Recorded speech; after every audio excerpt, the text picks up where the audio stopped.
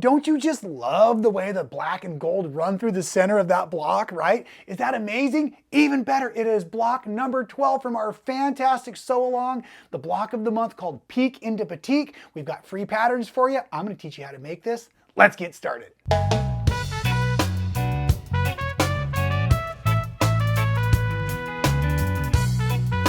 Right? Can you believe it? We're already to block 12 and you have all done so fantastically. This has been a blast to teach you all the Peek into Batik. If you are new here today, I am Rob Appell from Michael Miller Fabrics. Welcome to Making It Fun, everybody. I really enjoy putting out these wonderful quilting and craft videos. Let's just call it once a week, we'll say. At any rate, this is the 12 block series we've been doing. It's been a sew along, a block of the month. We call it Peek into Batik. This is the original quilt, and it's made with our beautiful batiks from Michael Miller Fabrics and the jet black or the cotton couture black, your choice, and it was just wonderful. But whenever I dive into a project, I like to mix it up a little bit, offer some other options for ideas. You know, I love my basics from Michael Miller.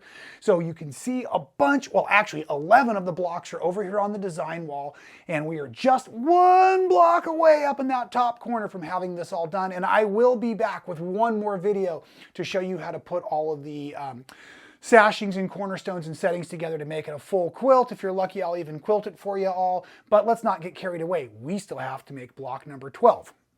So like I was starting to say, if you are new here, or even if you've been doing all 12 blocks, please bounce into that description below. We have the link to our blog, which is also called Making It Fun. At the blog Making It Fun, you will see the Peek into Batik patterns. They are free downloads for all of you to enjoy, share with your friends, do as you like with them.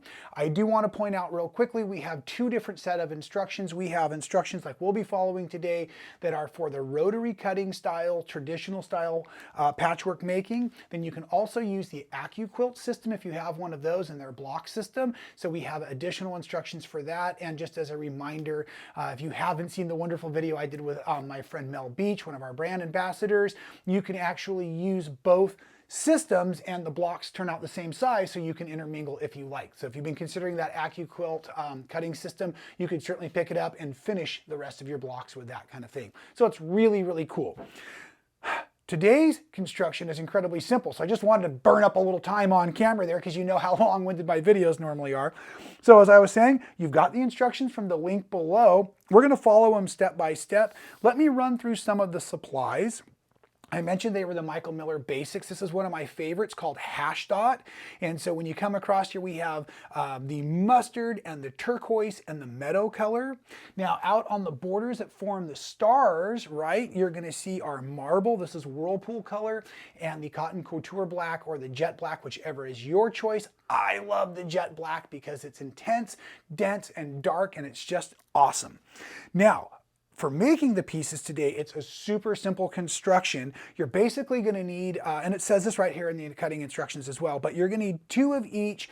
These are the 3-inch squares of the green and the blue.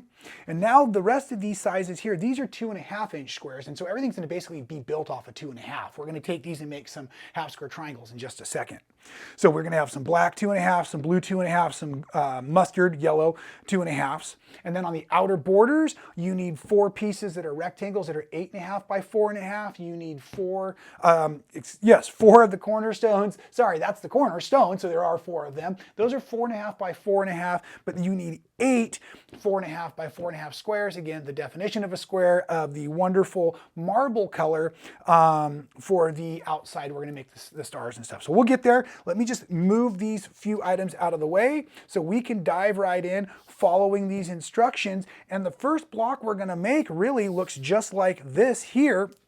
I'm not sure if you can see because I've done such a nice job with the construction today, but these are actually half square triangles right in here. And if you haven't ever done a half square triangle, there are many ways to do it. Today, we're going to do a very, very simple version, one of my favorite versions, and that basically takes the two 3-inch squares, and you're going to do this for both sets, of course, and then you can see that I've actually already drawn a diagonal line. I like to use a real fine tip. It's hard to see, but it's a fine, fine little tip Sharpie marker in there, and it makes a really fine line.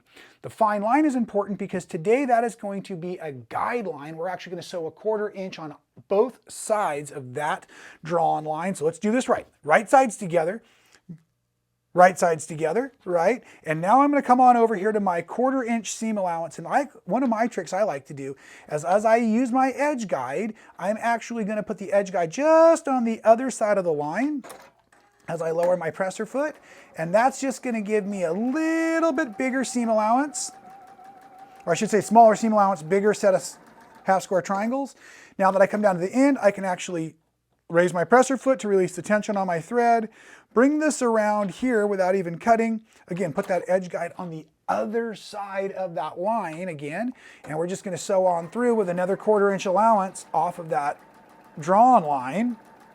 And I do point that out because sometimes we sew on the line, sometimes we sew the 1/4 inch from the line. Because we've sewn a 1/4 inch on both sides of the line here, now I'm just going to use my rotary cutter and ruler system to keep my hand safe. You could do it freestyle, but you shouldn't. And so I'm just going to cut through here now first. We're going to leave those right where we need them, but I'm going to move these bad boys out of the way. Okay, and then let's come on over to the iron, and I'm just going to go ahead and press these into the green fabric. Okay, so we're just going to do the same. If you've never really made a quilt before, a lot of what we talk about is consistency. So we use the same seam allowance, the same style of cutting, the same style of pressing. We press to the same colors, that kind of thing, because a lot of times that helps us get our seams and all of our accuracy if that's something you're working towards. Now, if you're really concerned about accuracy, you're watching the wrong show, ladies and gentlemen, because you know I'm a sloppy sewer, but I have so much fun doing it. And I will tell you, I've been in a couple of cold weather situations, and I don't care how poorly constructed that quilt is, it will keep you warm. Well, maybe if there's a giant hole in the middle. But then it's a serape poncho. Okay, let me teach you how to trim these up before we get too carried away today. Now, one of the tricks to doing this, and you've probably seen me do this before, is we're going to use the diagonal line on our ruler. This is the 45-degree line. 45 degrees goes right across the square. And the first thing we're going to do is we're going to trim these down to 2.5. Like I said, all of these other units are 2.5. So these need to be 2.5, now 2. And in my first cut, I'm lining up the diagonal line on the seam we just created, and I'm literally just shaving the outside edge and taking off that corner tip there. Then I can rotate the block 180 degrees, drop that same 45-degree line on, and now what I'm really looking for, not only does that line run down the seam allowance we created, but on these outside edges, I'm right at my perfect 2.5, 2.5 in the corner. So I'm going to do that real quick. And you can also see I like to pull across the back of my ruler, and I'll explain that as I'm trimming this next one here in a hurry. And the reason I do that is anytime you are utilizing a ruler like this, if you start up at the corner right here, you could hit the corner of the ruler and dull your blade and or chip away your ruler so you don't have a good tip there. So I always like to start either an inch in, but when I have to use this very easy corner, so I cut from the long side off the ruler, and then again from the long side off the ruler that way. And because it's a fairly small cut, I'm able to do that nice and safe. So again, we needed those half square triangles, 2 per block, 2 blocks per this block. So you're going to have 4 of these. Of course, you saw me get a little bit ahead of schedule so that I could show you what the block looked like. So let's go ahead and just finish this one out together before we move on to the 4 patch, right? Now, if you look at your instructions carefully here, there is a bit of an orientation situation, but both of these are going to be the same. So what you're really looking at are the blue tips touch each other here, one in the lower right corner, one in the upper left corner, the green's pointing out. Then I'm going to just grab one of these blue squares here and one of these black squares, also at 2.5 inches, and that's going to fit in right there, as you can see, to make that block. Now, real easy, what I want to do is just match up a half square triangle and a solid, a half square triangle and a solid. So I'm just going to flip this over and head back over to the machine.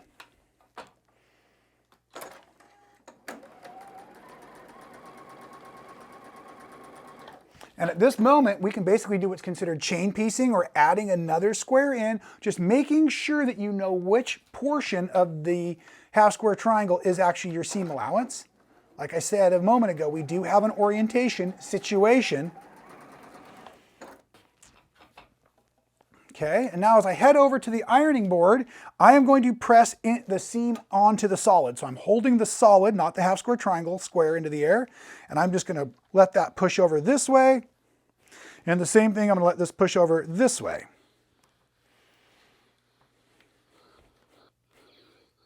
So just pressing into the solid squares like that, like I said. And now as I come back over to the instructions, I really want to make sure I'm just watching my orientation. So again, that black in the upper right-hand corner as you're looking at it.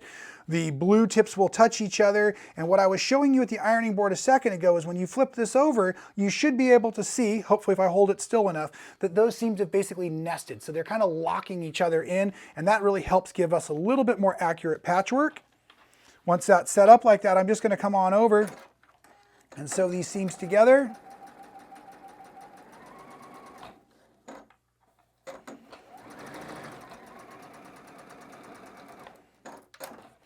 And head back to the ironing board as it's finished off.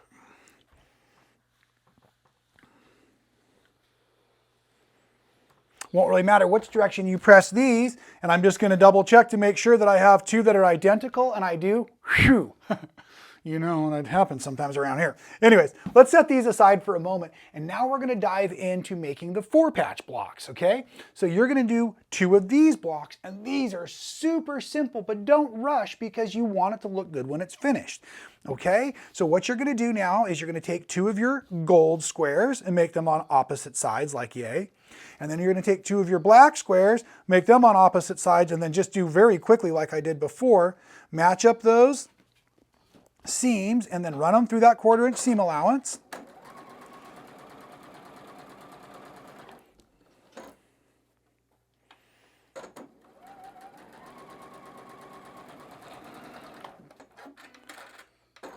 Then the key is on these 2 is to go ahead and just press into the darker fabric or press into the black fabric by holding the black fabric in the air, lay that iron on the seam and then kick it over.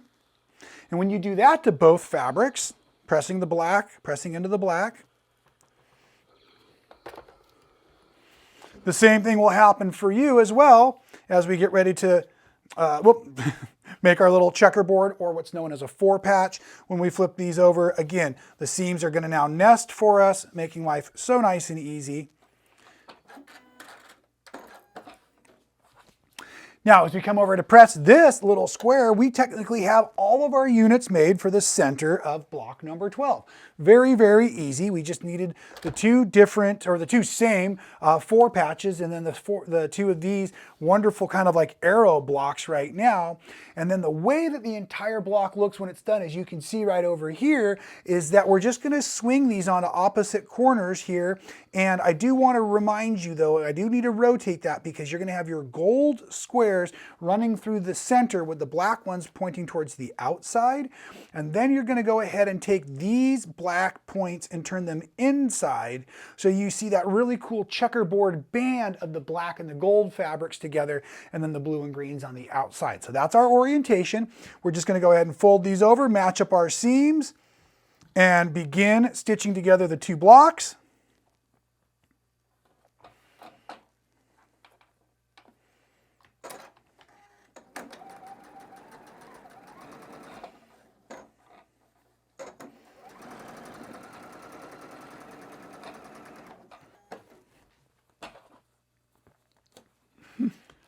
After I hit these blocks with the iron, there'll be rows, and then we'll have 1 seam to go across the center, which again is going to be quite easy to do. And I will then walk you through the construction of the outside borders to make those stars. Just double check, make sure that you have all of those black and gold units running down the center. Flip it and put your rows together.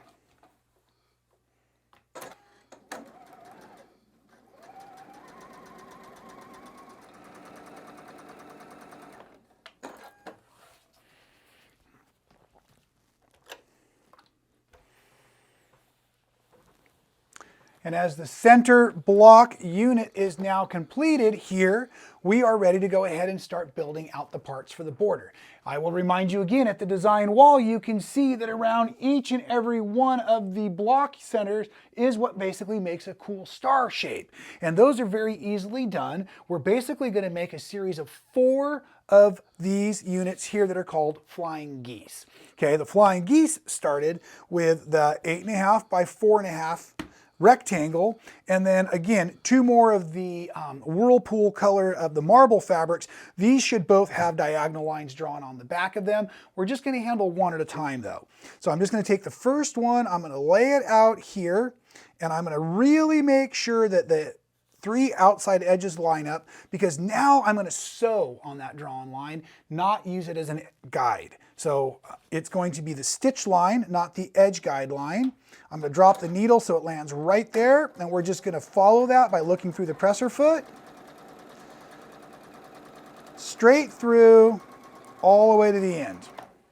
Now, as this comes off of your machine, before you go to the iron, I do want you to take a moment and trim these. This is going to make our construction so much easier. And these large squares or triangles to be are big enough that you can save for later, and I will make us all another super cool project because I've got like 400,000 of these at this point. So, or 36 or something like that. But so at any rate, what I'm going to do now is I'm going to use my ruler and I'm going to make a very accurate 1/4 inch seam allowance. I like to try to leave these edges together. I slide them under the sewing machine, and when I wrap up each video, before I clean off the set, I actually go back through and sew them all back together. So I have them for that project I've been telling you I'm thinking of, but I'm still thinking of it. At any rate, once you have one of your edges on, let's bring it over to the iron, and we're going to now press away from the black into the blue. I know we teach a lot of times to press towards the dark side, but I really need this seam to fold over that direction here into that space, so that as I bring on the new square, the second square, that this line and now this line here forms a triangle, okay? And you can sew from either direction, but you're going to use that drawn line again as a sewing line. So just lower the presser foot, dropping the needle in, and right on through we go. Again, before I go to the iron though, I'm going to trim off this side as well, because it's so much easier if you cut it before you press it. But I'm going to use a nice accurate 1/4 inch seam allowance, and I'm going to stash that for later. Let's press this side over. And like I said, we need 4 of these units total, but 2 of them we're going to add our cornerstones to, so that they actually look like this when they're done. So this one I've already finished for us. So let's just go ahead and grab any other one we have. You should have 2 remaining of the 4.5 inch squares, and you're just going to grab those, drop those on either edge, right sides together, however, in case you were checking my solids there. And I'm going to go ahead and just stitch a 1/4 inch seam allowance on one side. I'm going to just spin it, drop that other square here even before I go to the iron, because I have enough space to work those seams if I do them both at the same time.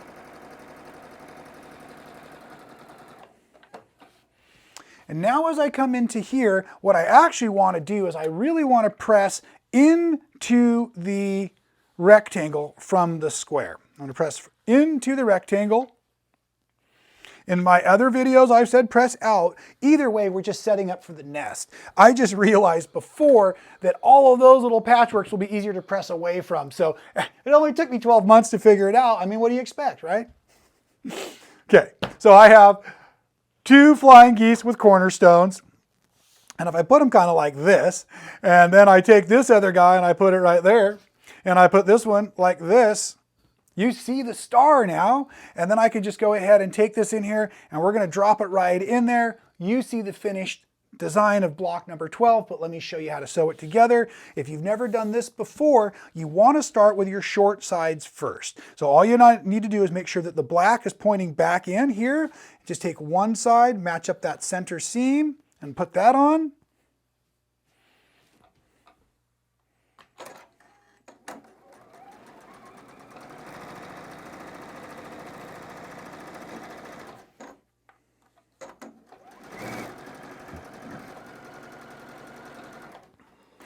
And even though you thought you were paying attention, I actually stitched on both sides when you weren't looking. So what I'm going to do now is, because I pressed out, I'm going to press from my square into my flying geese, from my center square into my flying geese. That way, Now when I bring these down here, I'm just going to line up those points, flip it over, and do the same old thing, stitching those on, but just taking a moment to match up those nested points. That's why we're always thinking about which direction we're pressing in. So side one goes on.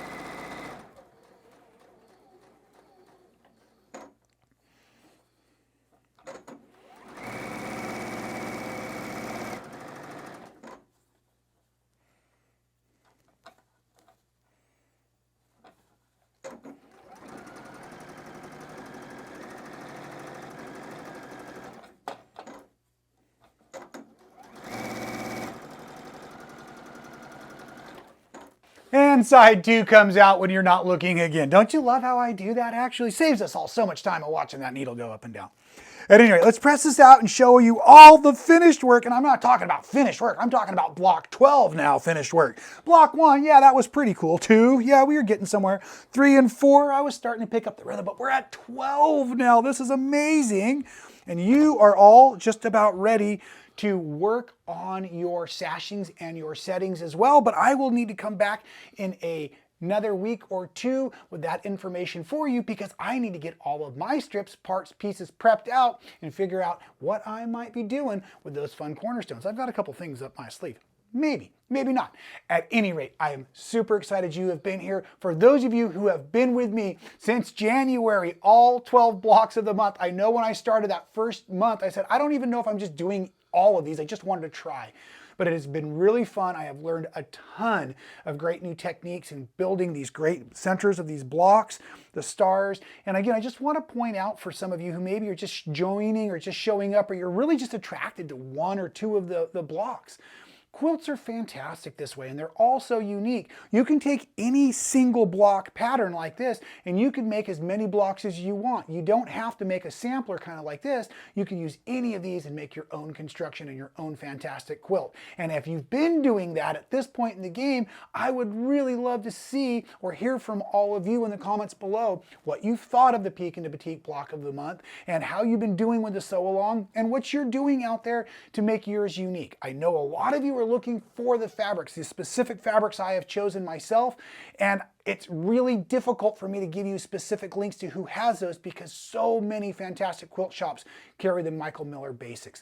Best thing I can do is encourage you just to pick up the phone, call that local quilt shop, tell them you love them, tell them you want to support them, and ask them if they have the Michael Miller. This is the hash dot, and this is called Marble, and our Cotton Couture is the name of our fantastic high density solids, such as the black you see, or jet black is its own name, its own fantastic, super deep, super rich fabric. So at any rate, it's been an incredible year sewing together with all of you these 12 blocks for the block of the month. I will be back with one more video to show you how to assemble this entire project, one more block at a time.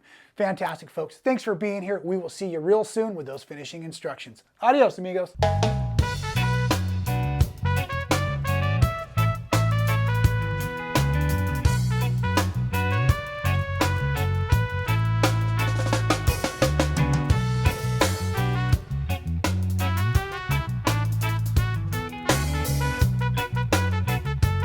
What? Are you actually still here? That's fantastic. Make sure you check out some more of my other fabulous content right here on YouTube. I think it's terrific.